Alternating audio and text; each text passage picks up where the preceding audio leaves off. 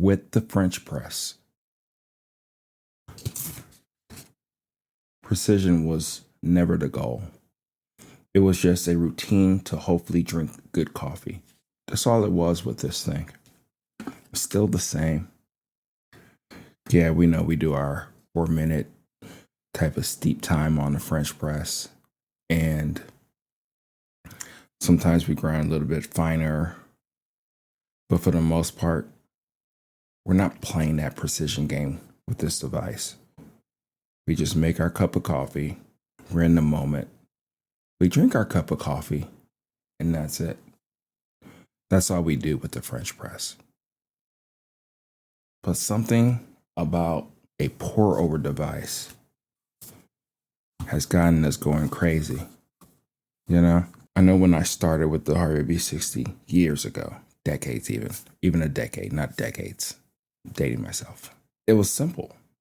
You know, you get a piece of paper, you fold the edges, you know, it's part of the routine. Come on.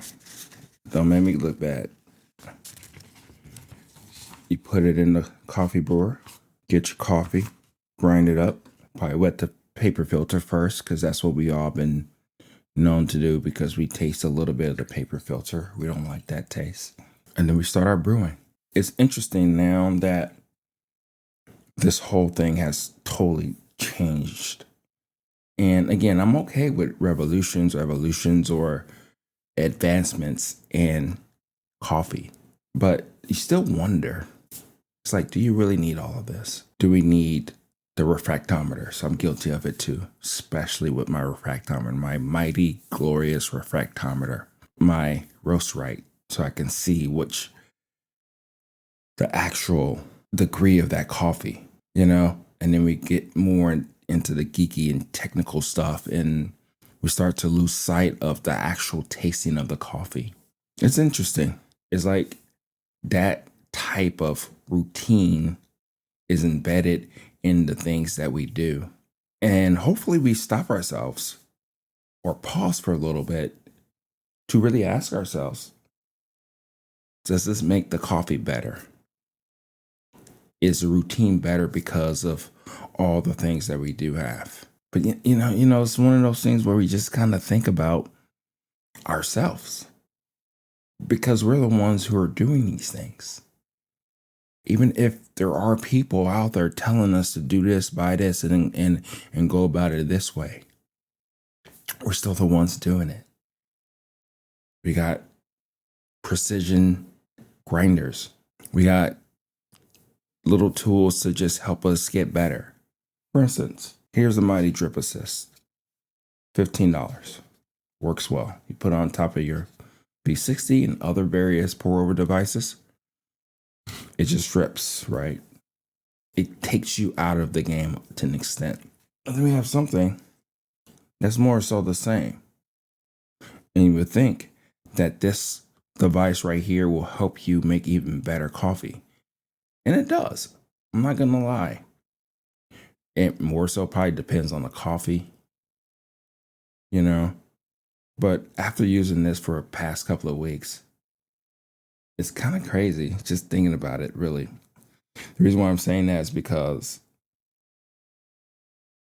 this device allows you to kind of go up, down, left, right, make sure you coat the whole bed. But you're not doing the same thing over and over again. It's probably the least amount of human non-action that it is. I don't know if that's probably purposeful. I know they have other devices to where you can just put this on top so you can be more like an automatic robot machine. We got devices like this. We got special water. And it's one of those things where I start to think about all the things that we're doing with all of this, you know? I wonder how much of the human aspect that we're trying to strip away from coffee, you know? How much are we really trying to bring it in or take it away or do all the things that we're trying to do when we're actually just trying to make a cup of coffee? Then I start thinking about different parallels. I start thinking about AI. You know, AI is big, right? We use it from time to time. ChatGPT, Claude, whatever it may be. And to an extent, you know, when you really think about it, why are we really using it? Is it a co-pilot? Is it an assistant? Is it something to help us out to get out of our way so we can actually get better? I think that's really the whole mechanism of it. Sometimes we can go overboard to where we're trying to make it do everything for us. And then I start to think about other things in life. I start thinking about cars. I actually drive a manual car. Not a lot of people do. And I like being in control. I like switching my gears. I like cruising from time to time. There's a couple places around town to where I know that if I get on it in the right way, I can go down a gear, rev up the engine, and kind of just go around that corner as quickly, as fast as I want to. You can kind of do that with an automatic machine. But the thing about it is, it's just that it is what it is, right? And then you start to think of like how an automatic machine allows you to pay attention a little bit more. It allows you to stay focused on the road to feel things even more so. You're doing that the same thing with the manual machine. But the thing about it is that it strips a couple of the sensories out of you to where hopefully you're a better driver. And then it kind of gets me back to this whole coffee thing. It's like, is this a semi-automatic type of thing to where I'm paying attention more to the smell, the process, the observation of how fast the drawdown is of this coffee? Does it allow me to do that? Sorta, but you can't really see it because this is blocking it. This gives you a better shot of that, actually. This thing isn't perfect either. You know, you put your coffee in, your gooseneck or whatever, and it comes down. And then once you stop and like shake it, there's still some puddles of water that rush out. I tend to do my pour and then put it on the side and just dump it out that way. That's another piece of the pie that I'm adding to this whole thing of precision and getting better and actually understanding the coffee. But I wonder if I'm really doing that because I'm doing all this other stuff. My senses are going this way and that way. And then I start to think and start to realize is that I'm just geeking out. I'm just having fun. It is what it is, right? That's kind of like where I'm at with a lot of things. Is it better? Does it make the coffee taste better? Yeah, it does. It's very subtle though. And sometimes you don't need it to be that much better. Sometimes you just want to make a fucking cup of coffee and move on with your life. But then I start to think about other things in coffee. I start to think about like my lovely Olympia Cremina, my manual espresso machine. I don't know if that's the theme here going here. I don't know. I gravitate to things a little bit more than what I should, but it's a manual machine. It's where I have to put in the work. It's where I have to be 100% concentrated in the whole thing. If I love the espresso a little bit more, I'll use it a lot more. But I didn't go with like a semi-automatic or even an automatic espresso machine. I wanted to be involved in the process.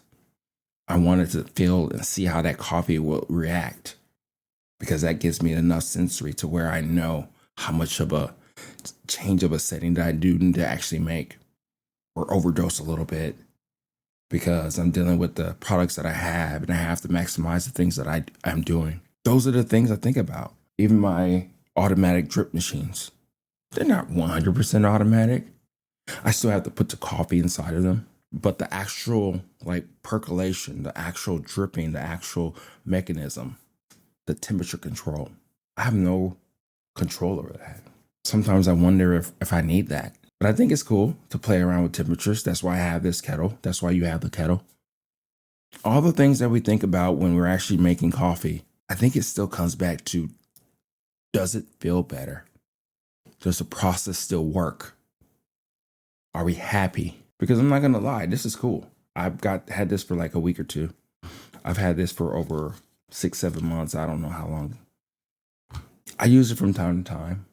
A lot of times I forget about it. If I want to like do a recipe or do a brewing technique or whatnot, I use it. I remember it. I wonder how often I use this. I wonder if it's just going to be a piece that I forget about on my shelf. I wonder about that. I wonder if I just am just going to use this for mainly lightly roasted coffees. Because the thing about it is that I've been using the Harvey V60 for the past couple of weeks to really understand what we're doing with this particular device and how it's relevant to everything else that we do. I've been making some really good cups of coffee out of this machine with the drip assist or with the melodrip, not with the melodrip. Sometimes following a recipe, sometimes not. And the coffees have been tasting awesome. They've been tasting great. And that's with barely or any assistance. So what are we doing here? What are you doing here? Why do we have these tools? Is it because some person online told us that we needed to get them? And after you got them, it made your coffee 2 or 3% better? If it does, then do it. But just realize who you are. Just realize that we are really just trying to get there as much as we can. And we can't, I challenge you, I'm challenging myself to not get rid of that human aspect of all of this.